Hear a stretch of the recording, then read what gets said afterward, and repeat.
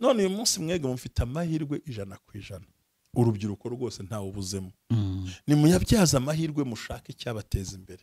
Mwe gutinda ku bintu ahubwo mufata amateka ya jenoside muyumve, nimurangiza muyigireho abera isomo. Mwubaka aya mahirwe leta ibaha, aya mahirwe u Rwanda rubahereza, muyabyaza no kugira ngo mujye kwiroha mu biyobyabwenge, mu businzi, mu busambanyi, mu bujura. Nabonye ejo bundi byo gushaka kubaho umuntu atetse umutwe. No, hari amahirwe. Wemera ko buriya iki gihugu kiri nk'amahirwe yo gushora nk'ibikorwa no abantu batapfa kubireba. Suko ugera mu bihugu byo hanze ukahindukira buriya simbizi nako sinzi urubyiruko rubyaze afata aya mahirwe. Urumva? Harimo abantu nyine bamera nka kwa kundi wambaye ikireza atamenya ko kera. Ikibitera buriya gusa ntekereza ko mbona ko leta irimo ishyira nk'imbaraga, ariko ikibitera rimwe na rimwe naje kureba nta muntu ukira kubera ko ibintu byamuguye mu ntoki. Gukira ntabwo ari tombora. Gukira ntabwo ari ukujya gukina imikino y'amahirwe. Gukira ni ugukora. Ntabwo ari tombora wa magana. Ubundi leta ishyiraho imirongo migari yagutse. Naho ukagura ibitekerezo ugakora. Ishyiraho imirongo yagutse muri ibi. Umuntu akajya muri domaine yiyumvamo.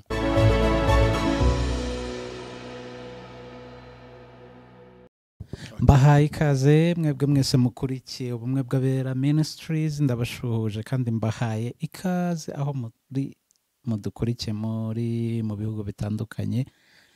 Ndabashuhuje cyane kandi ndacyakomeza kwihanganisha abanyarwanda muri rusange. Turi mu cyumweru cyo kwibuka ku nshuro ya 30 jenoside yakorewe abatutsi mu 1994. Turacyari rero mu biganiro by'isanamitima, mu biganiro biduhuza, bitwibutsa abo turi bo icyo tugomba gukora kugira ngo dukomeze twibuke kandi twiyubaka. Ntabwo ndi njyenyine, ndi kumwe na Pasteur Reverend Ntambabazi. Yesu ashimwe cyane. Umeze neza? Yesu ahimbazwe cyane. Ndaho ndamahoro, ndashima Imana. Yego, turacyakomeje n'amavuta akandagira amateka, ubuzima bugahinduka, tubihuza n'ibikomere abantu bagiye bagira, ariko tutagomba guheranwa n'agahinda. Tugomba guhaguruka tugakora, tukiteza imbere, tukibuka, twiyubaka. Mushumba, hari ikibazo nkatwe urubyiruko tujya duhura nabyo. Urumva hari amateka yaranze igihugu cyacu yo gutoteza abantu bamwe, abatutsi, ariyo yaganishije kuri jenoside yakorewe abatutsi mu 1994. Bimwe rero bikagenda bituzitira ku bintu bitandukanye nk'urubyiruko. Hari imiryango y'abayikoze, hari n'imiryango y'abayikorewe. Kandi nyuma tuba tugomba kubana, tukabana neza, tugashyingirana. Twagiye tubona rero ibintu byinshi. Nyuma yaho washaka gushaka umugeni ugasanga imwe mu miryango ibyitambitsemo. Turagira ngo tuvuge kuri icyo kintu cyo kubabarira no kubohoka, ku buryo abantu bongera bagasabana amazi, bagahana inka, bagahana abageni. Iyi ngengabitekerezo ya jenoside ku buryo itakongera gukura mu rubyiruko, itahabwa agaciro, itahabwa urwaho rwo kuba yatunguka. Karibu cyane Mushumba. Urakoze cyane. Reka dusenga Imana. Turagushimiye Imana yacu ko twemereye kubana natwe muri kino kiganiro hano ku Bumwe bw'Abera Ministries, ngo tutakandagira amateka, ubuzima bugahinduka. Mwami, ndasabye kugira Mwuka wawe arushaho kubana natwe, uduha ubwenge, uburyo, icyerekezo, uduha imbaraga, kandi ikintu cyo gutanga Mwami tukibonere nk'umugisha imbere y'ubwiza bwawe. Ngaho komeza ubane nanjye, ubane na Gero, ubane Mwami mu basaba turagose tubone umugisha, Mwuka imbaraga tuzenguruke muri byose, tumaze kwihanganisha abacu Mwami, kandi umushoro kuza kubana natwe muri byose, uko tuzi kuri umunyembaraga kandi ugibana natwe. Imbaraga z'abadayimoni ziduhunge, ahubwo Data utugirire neza mu nzira zose. Urakoze kubwa Yesu Kristo Umwami wacu. Amen. Amen. Urakoze cyane. Tuzi ko intego dufite ivuga ko ari muri uyu munsi dufite tugenderaho muri iminsi yo kwibuka, ari ukwibuka kandi twiyubaka. Yego, mu kwiyubaka harimo gushibuka, gutera imbere. ubundi ijambo kwiyubaka nuko habaho gusenyuka. Yego. Kwiyubaka Yego. nuko habaho gusenywa n'abandi bantu. Noneho babandi bashenywe Yego. bagatangira kwiyubaka, ntabwo ari ukubakwa n'abandi. Yego. Ni ukwigira mu kubaka ibyashenywe. Warasenye wari kugomba kwiyubaka. Ntibisaba ko uhamagara uwashenye ngo akubakire. Yego. By'ukuri reka turebe iki kintu tukinjiremo mu buryo bukomeye. Barabizi neza bose badukurikira ku Mwebwe Abera Ministries. Twahisemo ko kino cyumweru tuganira kuri ibikomere abantu babana nabyo. Yego. Ko buriya nuko abantu batakibana, batashyingirana, batavugana, hari ibindi bintu, ntabwo nabiha imbaraga cyane muri kino gihe turimo, ko turi kubona ubukwe butandukanye n'ubundi buryo cyane. Ibintu by'amoko ntabwo tukibigenderaho twebwe. Turimo turareba ikikwiye, kuko burya turareba ahubwo ibyo bintu, turareba uburyo umuntu akwiye kwiyubaka. Yego. Cyambere tukwemeranywe ko ijambo kwiyubaka harimo inshinga. Yego. Ndiyubaka, uriyubaka, aranyubaka. Turiyubaka. Yego. Sinzi uri kubyumva buri. Twe. Yego. Baradusenyeye, baratwishe, baratwangirije, ariko umwe iyo tuva muri nge tukajya muri twe. Yego. Bivuga ngo umwe ku giti cye ni ukwiyubaka. Yego. Ariko kuko Jerry yubatse, Ntambazi yubatse, runaka yubatse, noneho tukiyubaka. Bivuga ngo twibutse ariko tunagira gute? Kwiyubaka. Bivuga ngo buri muntu ku giti cye ni ukwiyubaka, ariko kwiyubaka kwa buri muntu kwita kwishyira hamwe, tukaba tugiye kwiyubaka. Numva tugeze muri sengere, tugiye muri pluriel. Tugeze mu bwinshi. Yego. Urumva bitangiye kwerekana uburyo nyabwo bwo umuntu akwiye kwiyubaka, kuko yari yarasenyutse. Umuntu yasenyutse mu mutima, asenyuka mu kubura umuryango, asenyuka mu kubura ikintu cyose, igihugu gicura umwijima n'umuborogo, abantu icyizere cyo kubaho kirarangira. So ni byiza ko umuntu yibuka kandi yiyubaka, ariko muri rusange ni ukwibuka twiyubaka. Yego. Ngira ngo mvise ko bivuye ku muntu umwe ku giti cye, ahubwo bigiye ku gihugu muri rusange. Harimo abantu bari abana, jenoside yabaye bakiri batoya, nyuma yaho bagafata inshingano ziremereye zo kurera abana bagenzi babo, barumuna babo se, cyangwa n'abasigaye ari bonyine. Ukabona ko mu bintu byose bari gukora bari kwishakamo ibisubizo, imbaraga, ubushobozi bwo kwirera bakanarera bagenzi babo. Izo mbaraga bari gukoresha na n'ubu turacyababona, babaye abagabo, bahagarara mu cyuho cy'ababyeyi, cy'abavandimwe babuze, ariko bagahagarara mu nshingano neza. Urubyiruko rwashibutse kuri abo bantu, urubyiruko muri rusange rurasabwa iki? Urakoze cyane. Uruhare rw'urubyiruko icya mbere ni ukumenya n'amateka, ntibayahunge kuko ari ayacu. Kandi aya mateka ntibayumve nk'ayo mu bitabo, ahubwo bayagiremo uruhare. Bamenye ko n'urubyiruko rwakoze jenoside bari benshi, kandi bamenye ko imbaraga z'igihugu, imbaraga zazo z'igihugu ni uru rubyiruko. Yego. Sinzi uri kunkurikira cyane. Ndagukurikiye cyane. Kuko hari abantu bari ngo basaza n'ingengabitekerezo zibitse mu mutima, ko mu kiganiro cy'ubushize ngo umuntu ayigumane pe, ariko ngira ngo nanayigumana izanamugwa nabi. Ahubwo ntinyika ko yakavuza agakira nk'abandi bose. Hari abantu bakavuga ibyangiza abandi. Ntabwo byo nagorage, nagenda nkashaka umuyobozi nkamubwira ntigenda. Impamvu buri muntu avuga kuriya aba afite amakuru yabitse mabi, noneho akagenda akuzura muri we.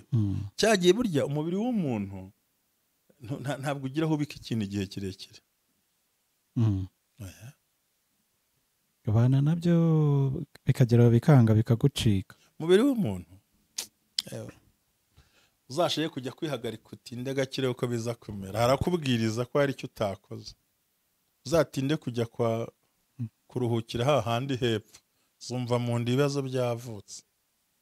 Si ukuvuga ngo uko ubika ibintu muri wowe imbere, iyo ubitse ikintu kibi kigenda kikwangiza negativema, kikwangiza, noneho kikazasohoka utabizi.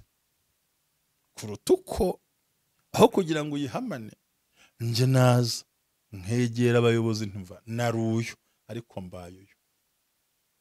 Mu buryo bwa gikristo ntarinjira urare rw'urubyiruko mu ku cyo twaganira, wemera ko uzi impamvu bagusaba kwatura icyaha? Yego. Urayize bere? Oya mbwira bundi monda nanjye nkeneye kwiga, nkeneye gusobanukirwa. Icyaha cyose utigeze uvuga mu izina imbere y'abantu 2 cyangwa 3 uhora ugikora buri munsi. Kirakorohera kugikora kuko ntawe wakibwiye. Ariko icyo wanamije uti ngewe ibintu ndabiretse ukihana ku mugarura ukanabivuga. Ko biravuze ngo mwizeze umutima mwatuza akanwa kanyu.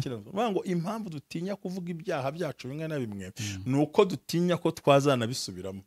Kandi wakivuze mu izina ukakivuga wiherereye ariko ntukivuge muri rusange. Tige nari umunywi w'urumogi ndabiretse. Ariko mumbarire kunywa agatabi arikiraho. Ariko kuko azi neza ko nakata muri karitsiye ari bwongera ashakisha aho kari Imana mbabarire. Ariko ubundi bivuga neza ko iyo usohoye ijambo muri wowe ribi niko gukira.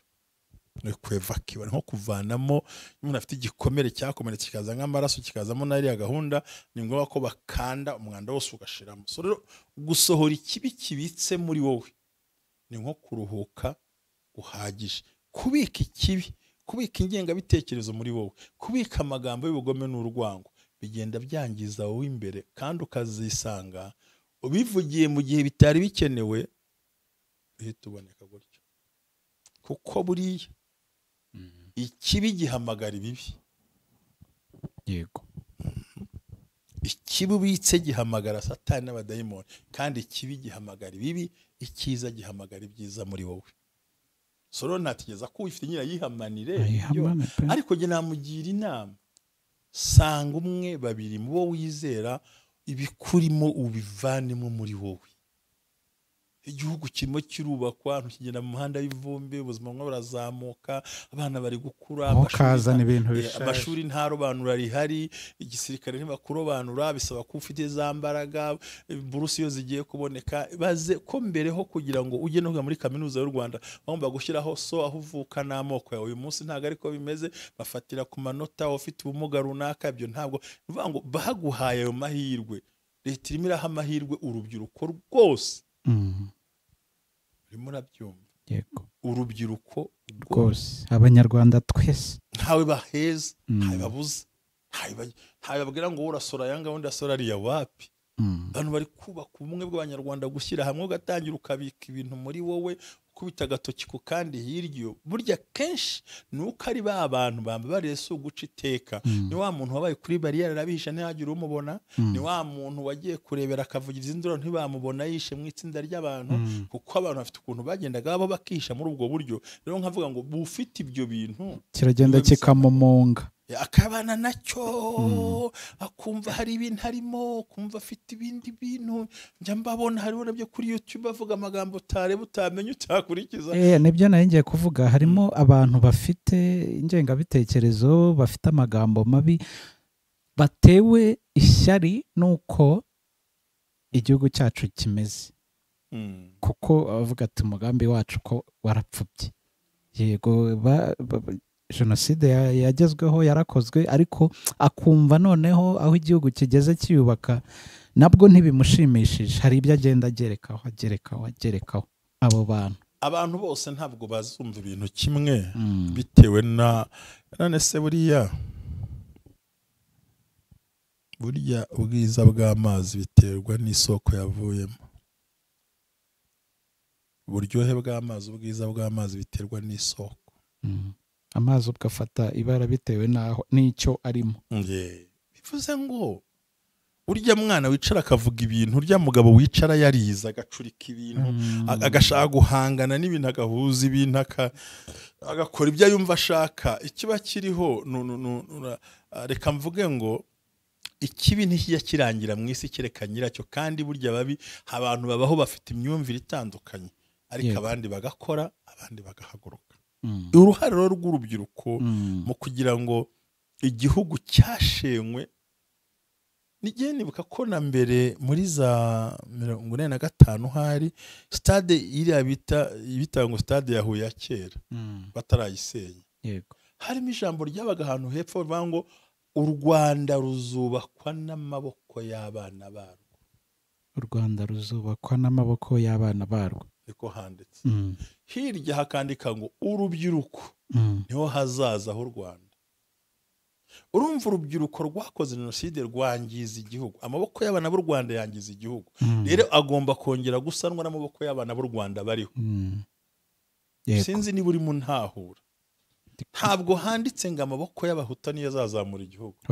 Ntihanditse, kandi icyo gihe hariho kurobanura, hariho ivangura, nako bagita ngo niringaniza. Ntabwo banditse ngo amaboko y'ubwoko bunini niyo azubaka igihugu, cyangwa amaboko y'abangaba niyo azasenya igihugu. Hari handitse ngo amaboko y'abanyarwanda, u Rwanda ruzubakwa n'amaboko y'abana barwo. Bivuge ngo bicaga ukuri babizi, ariko bakabyandika hasi bavuga ngo urubyiruko nirwo mbaraga z'igihugu cyacu. Yego. Ubwo harimo abatutsi, harimo abahutu, n'abantu bose, harimo abatwa bose barimo. Yego. Ntayo bakuyemo. Ariko muri jenoside bararobanura. Yego. So mvuga ngo uyu munsi rero nanone ahazaza h'igihugu nta n'urubyiruko. Imbaraga z'igihugu ni urubyiruko turi kubona, bamwe turimo turasaza, n'abatangije intambara yo mu ishyamba buriya bamwe bamaze gukura mu buryo bukomeye, abandi Nyagasani bahamagaye, abandi bari mu nzira gutyo, abandi barakomeje. Ariko ni byiza ko twara urubyiruko, duhereza urundi rubyiruko, ruzaha urundi rubyiruko, ruho urundi rubyiruko, bivuga ngo kugira ubwo igihugu cyacu kizagera mu bihugu bikomeye bishingiye ku ihererekanya ry'ubwubahane n'ubwuzuzanye no kwizerana no kuzanira igihugu icyizere no gushingira ku byubatswe, kuko nyuma ya jenoside nta kindi cyari gihari. Fondasiyo kwari ukubaka ibintu bishya bishingiye mu kuri, ubwari no kwizera no gutekereza ku gihugu. Bivuze ngo urubyiruko nizo mbaraga zakavaze ngo duhagarara ahangaha. Never again twubake bino bintu, nta kubisenya, twumve twubake bwa bumwe, tugire gukundana, kuko by'ukuri jenoside yabaje abantu, yateye ibikomere byinshi abantu benshi mu buryo bashobora, mu ngeri zitandukanye, barakomeretse mu rwego hahandi. Nubwo ntashatse ko tubivugaho, yenda kintu ntabwo nzihanga, ntabwo nzagikora. Hari n'abafite ibikomere utabara. Kujya kurokora abaho ugasanga bamaze kubica, kandi warangiza ukarinda n'ababisha, ukarinda abana babo kugira ngo babeho uwo munsi, ukaba muri ubwo buryo. Ukabaho ufite uburyo, ufite inzira ariko uti oya reka nzane uwo muntu, kubera ko buriya kwica ntabwo ari igisubizo cyazana inyungu mu gihugu.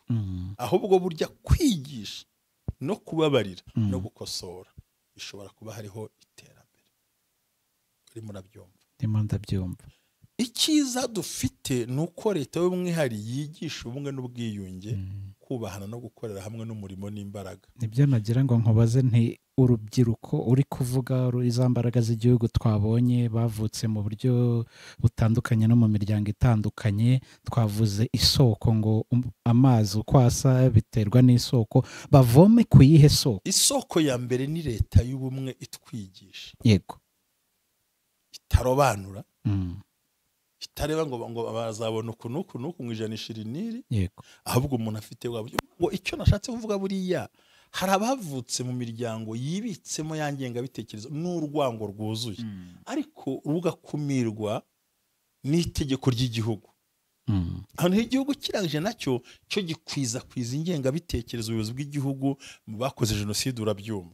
Noneho uyu munsi wa none dufite leta y'ubumwe yo irimo ikumira jenoside n'ingengabitekerezo. Igize gute?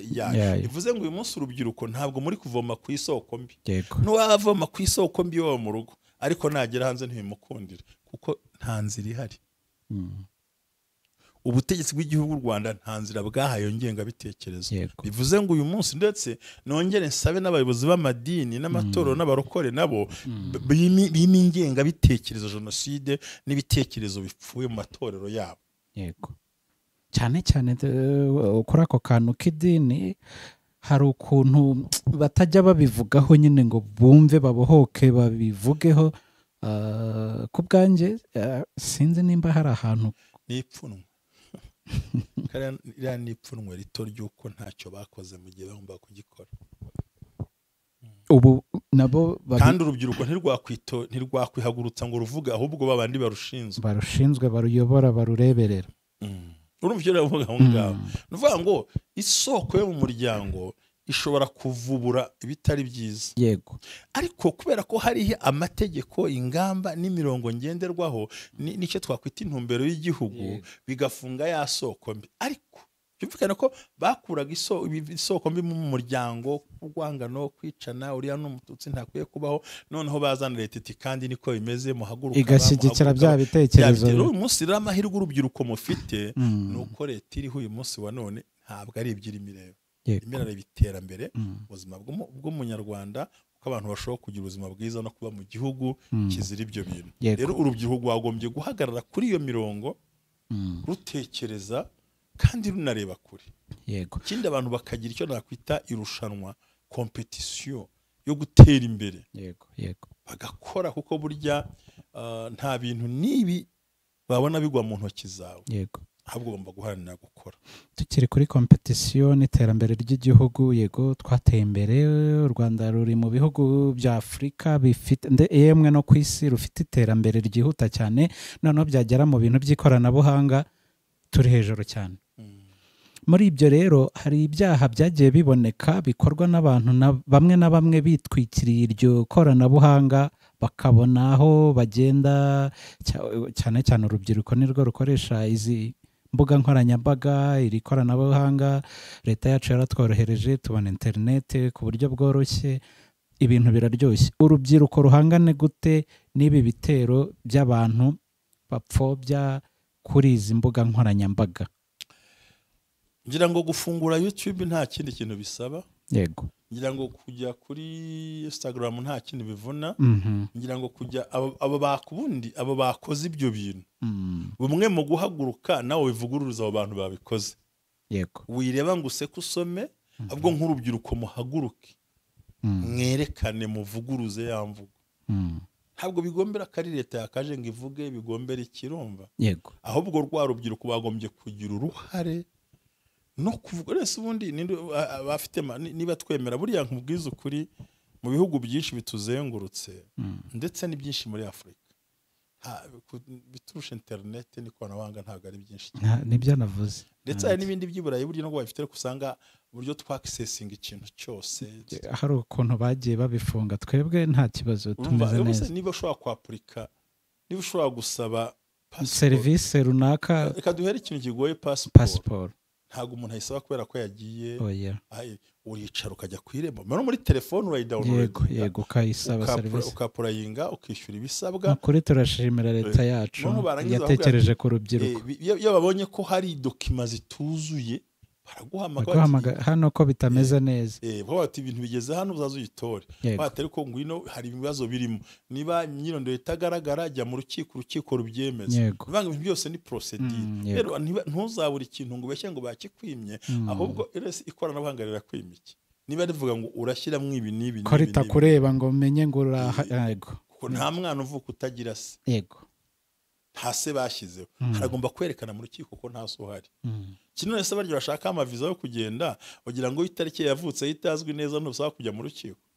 Ugira ngo bisaba ibintu byinshi se buriya, kuvuga ngo kwemeza imyirondoro yawe, uragura umuriro uryamye, uragura ikarita uryamye, urahamagara baza muganga, urabizi ko naho hari aho kuvura, hari ibintu byinshi bikorwa, kwisuzumisha, imisoro, ibintu byose, wicaye iwawe. Niyo mpamvu n'abicaye nabo bashobora kubyaza internet bakandika bya bintu, bimwe bakihisha bakavuga ibyo gupfobya ari urubyiruko.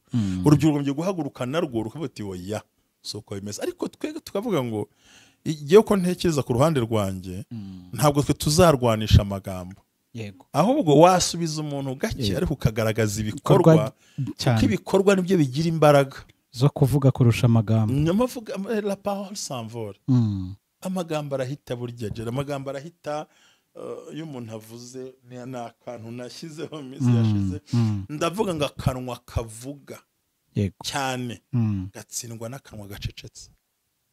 Yego. Umuntu nakuvuga cyane akavuga amagambo, akavuga ibintu byinshi kugira ngo utsinde uwo muntu, uzaceceke. Kanwa kavuga gatsindwa n'akanwa gacecetse. Amaboko akora ikibi atsindwa n'amaboko akora icyiza. Yego. Amaguru agenda guhemuka arutwa n'amaguru agenda agiye kubaka igifatika. Yego. Vuga amagambo gena ubaka umuturirwa.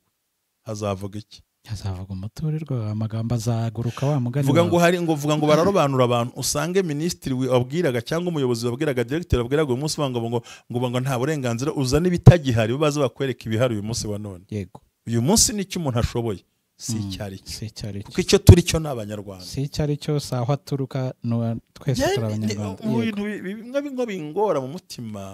abantu badukurikire ku bumwe bw'abera ministries, twumve turimo turagira ngo inyenyeri yawe yake. Yego, urubyiruko ruhari uyu munsi wa none, aya mahirwe mufite mwiyapfusha ubusa, tweya ntayo twabonye.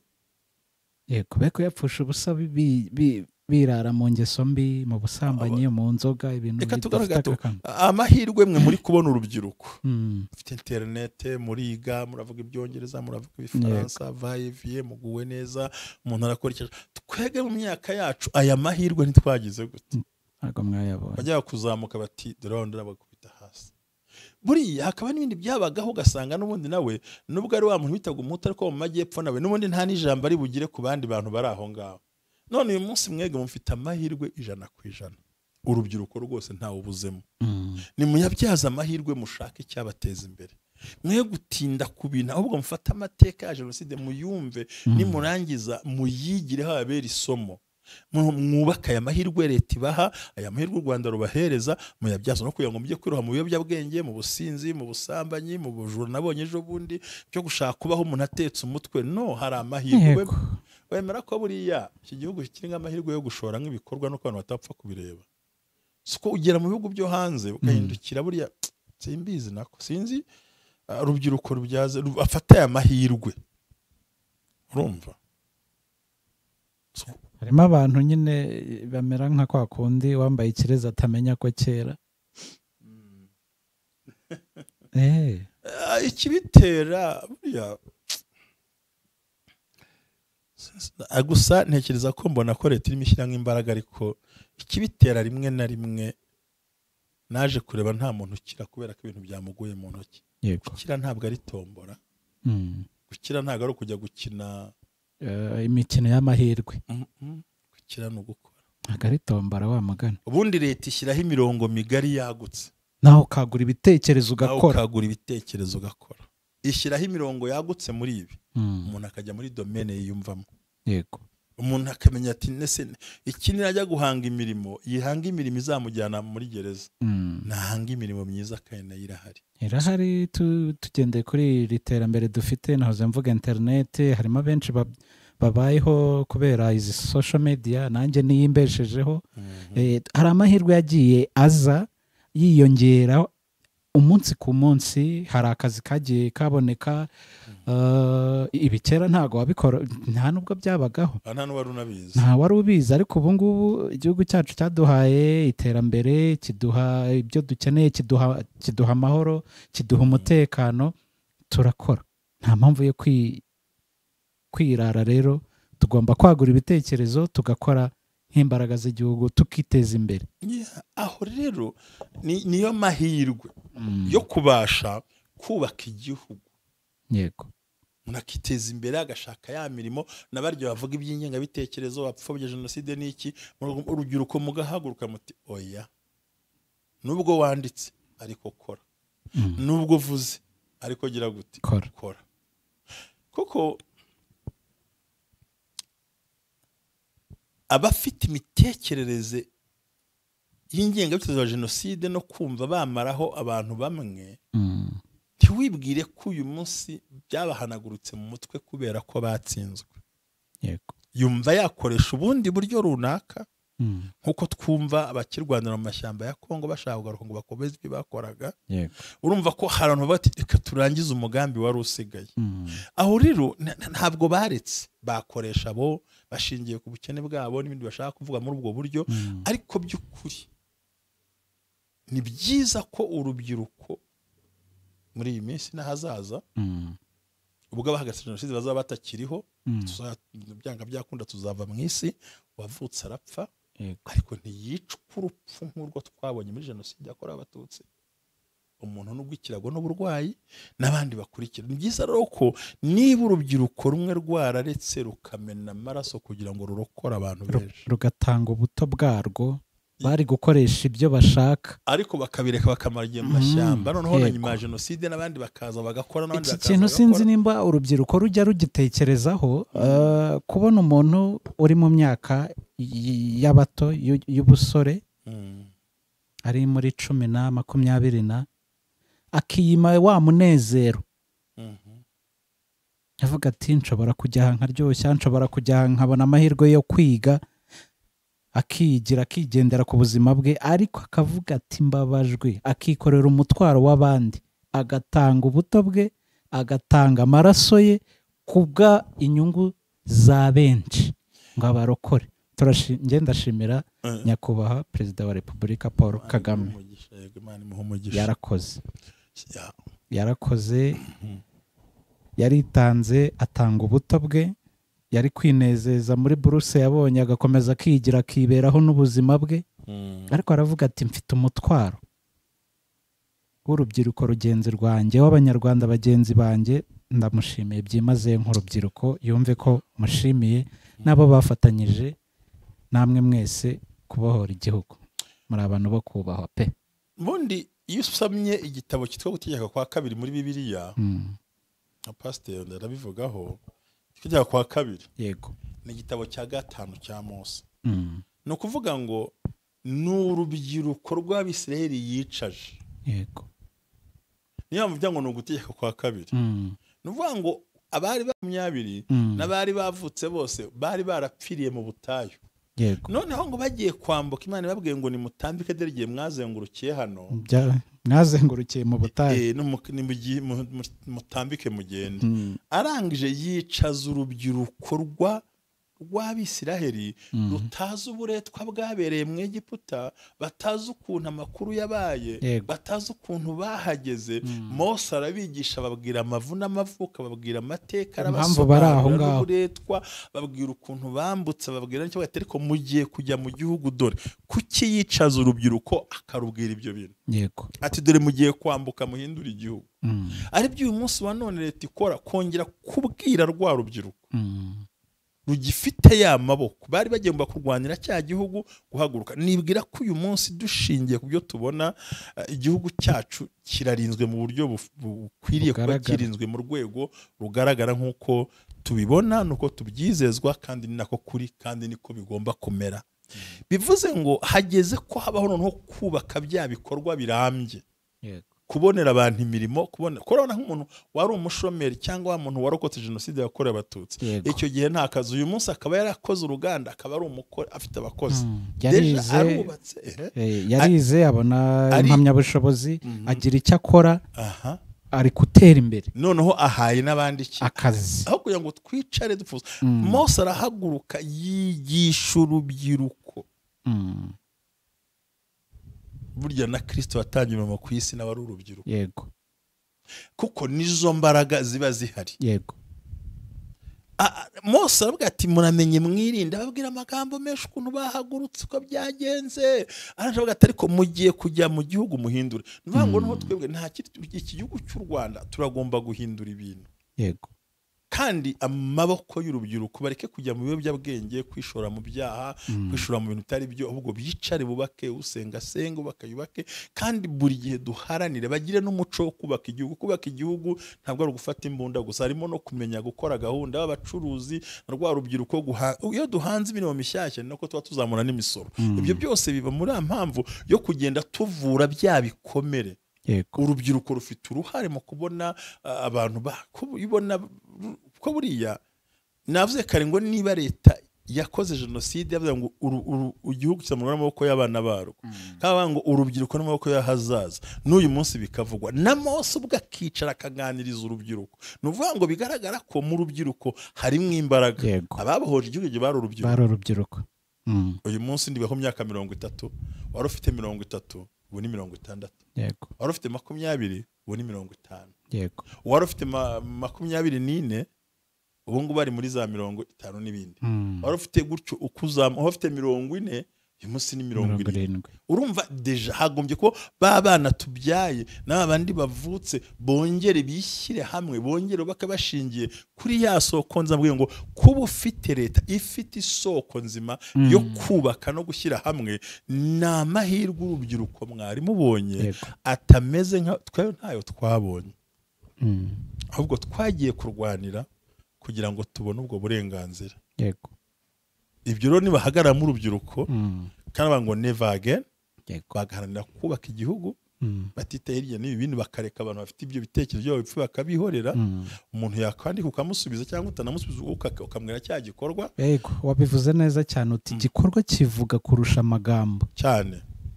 Avuge ukore narangiza avuga uti ibyo siko biri ko burangiye ntekereza ko nta n'impamvu yo gusubizanya amagambo. Mu kiganiro nyakubahwa Perezida wa Repubulika Paul Kagame aheruka kugirana n'itangazamakuru mu minsi yashize, nkunda kumukurikirana cyane kuko agira inyigisho nziza. Umunyamakuru yaramubajije ati mu Rwanda mwarwaniye ni icyo ureba ukishimira, ni icyo ureba ukishimira, ubona bimeze bite? Nyakubahwa aravuga ati byonyine n'ifoto iravuga. Urebye ifoto y'u Rwanda rwo hambere n'u Rwanda rw'ubu biravuga, igisubizo kiragaragara. Bivuga ngo ibikorwa biravuga kurusha amagambo wavuga. Urubyiruko urakoze cyane kurugira inama, rukore kandi rukora ibintu byiza bitanyuranyije n'amategeko, ruhanga imirimo. Leta yashyizeho uburyo bwinshi bwo kuruteza imbere, ruhanga imirimo, rukore. Dufite opportunity cyangwa amahirwe menshi yo kuba twakora. Dufite ubuyobozi bwiza, dufite amahoro n'umutekano. Dukoreshe iyo bwabaga, tubyaze inyungu aya mahirwe dufite. Amen. Icyo uvuze niko kuri nanjye burya ari amubyeyi twese turamukurikira. Yego. Ariko icyo ndakuvuga cyane cyane kifite n'imbaraga, abantu ibindi batekereze ngo ngiye kurangiza ishuri leta izampa akazi. Oya. Yego. Intore igomba kwishaka mu bisubizo,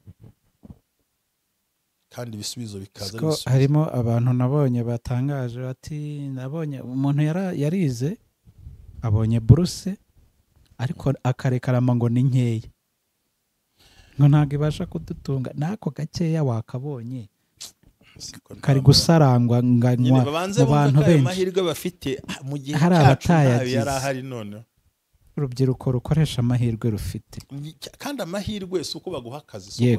Amahirwe ni uko ubasha kugera ku cyo wifuza uko gikenewe. Uri mu gihugu, ntawe ukwiruka hejuru, ntawe ugutesha agaciro. Ibyo ngibyo ndumva ari machine ukore wapushaka application ugira ugenda ukora, ntawe uzakubuza nkuko mwagiye ku ma YouTube channel. Hayababwira ngo barayira imiti uyu munsi wa none, ikere kuvugiraho ibidakwiye, nabyo bizakugaruka no bikora. Kigira ugasanga aya mahirwe dufite namwe mu yatuma abantu biyubaka kandi bakagera kure hashoboka. So nkavuga ngo ni byiza rubyiruko kugira ngo murusheho gutera no kubaka igihugu kigasigara, kuko ntago muzasiga igihugu ko mwagisanze, ntago byaba ari byo. Abo ugomba gusiga igihugu gisa neza kurusha uko wagisanze. Niba warasanze hari imihanda, icyo gihe tuva Kicukiro Gahanga 2005 hari ivumbi ntabakanda Gikondo se bya Gikondo hose usanze ari naho namwe ni mwubaka igihugu bantu uko mwigisiga uko mwagisanze, ahubwo muzagisige kiri kiza kuruta uko mwagisanze. Yego. Kandi twumve ko u Rwanda ari ingobyi ihetse abanyarwanda bose. Yego. Urumva mu gihe cya mbere leta ya mbere ati u Rwanda rwaruzuye, ntaho mwabona hameze nk'ikiro cyuzuye amazi, nibabashakira aho baguma. Uyu munsi leta ati banyarwanda mwese nimugire gute, nimuze turi abanyarwanda tujyemo nushaka dusange, ariko turi wacu tujye wacu, wumve ko ari ngoma. Urumva bimwe nakubwiraga cyagiye nabwo cyabwo mperuka tuganira ibintu bibiri bitandukanye. Leta ati haruzuye ntitubikeneye nta mwaza, abandi batahubwo ni na stati y'impunzi ni muze mutaye igihugu kirahari. None se hari wazangarare hejuru y'undi? Ko bibaho ni ibintu mugende mugaruke muhahe mugaruke wanyu. Yego. Gira ngo uyu munsi abashaka kugaruka nibo benshi no kubitekereza. Yego. njya nibuka ntabwo ndi buvuga uwo muntu kuko ntabwo ari byiza ari mu gihugu runaka nacyo ntabwo ndi bukivuge yashatse gukorana ubukwe n'umuntu wo mu Rwanda bo barabyanga kuko iyo basize bakoze amahano ariko umwana afata umwanzuro wo kuza atavuze aje ntacyo yabaye abantu baramushyigikira abona akorwa batigena icyo batubwira ko batubeshya urumva deja hari amakuru yahawe atariyo ariko arangarafo singaraza baranamwakira abandi baramufasha ubukwe buraba ntabwo mvuga icyo gihugu ko nta nubwo ari impamvu zishakwa n'uwo mwana kubera ko bari afite ko hari ibyo ati urikagaragate ntuhajye ariko umwana na forcing urazi mu bihugu byo hanze hari imyaka bagira akaba afite uburenganzira bwo kujya hashaka nuko abyumva araza barakunda arangije arumirwa ati ararira avuga ati ibi bintu ni ukutubeshya urumva ko deja amagambo yabwiwe araje asanze atandukanye n'ukuri kuhari yego mwabyumvise ariko urubyiruko muhaguruke mukore yego burya induru iravuga pe kamubwiza ukuri induru iravuga amubwiza ukuri gere tumvikane umuntu yavuze induru amasaha angahe cyageraho agasarara igikorwa cy'umuhanda n'inzu nibyo nshaka n'ibyangombwa nibyo nakoze byavuga igihe kingana iki imyaka myinshi cyane sawa kadukore kurakumvise ariko twiteze imbere umuntu azakuvuga avuze induru ananirwe ariko igikorwa wakoze azahora kirebesha amaso abone yanzu wubatse abone wa mwana wabyaye abone n'urwa rugo wakoze abone uko wateye imbere kandi ibyo ukoze byo bizavuga mirere na mirere ariko uvuga azagira gute azaruha akoze mushumba reka ngushimire ku musanzu wawe uhaye urubyiruko ndizera ko nanjye ubwanjye ndicaye ndasobanukirwa hari byinshi nsobanukiwe ndagushimiye cyane dusabira umugisha dusoza turagushimye Mana yacu kuri uwera uri umukiza uri umutabazi kandi uri umurengezi utugira neza mu izina rya Yesu mwami uru Rwanda uko twarusanze siko uyu munsi rumeze kandi aho rugeze ni heza kandi twiringira ko n'urubyiruko narwo ruzageza ahandi hantu mwami komeza utanga umugisha ku gihugu cyacu ku bayobozi bacu mwami kandi komeza dufashe twese hamwe utwubakire ngo dufashe mu nzira zose duhe uburyo tuzi ko byose mwami yushore byose bigenda neza urakoze turagushimye kubwa Yesu Kristo mwami wacu amen amen dukomeze kwibuka twiyubaka amen.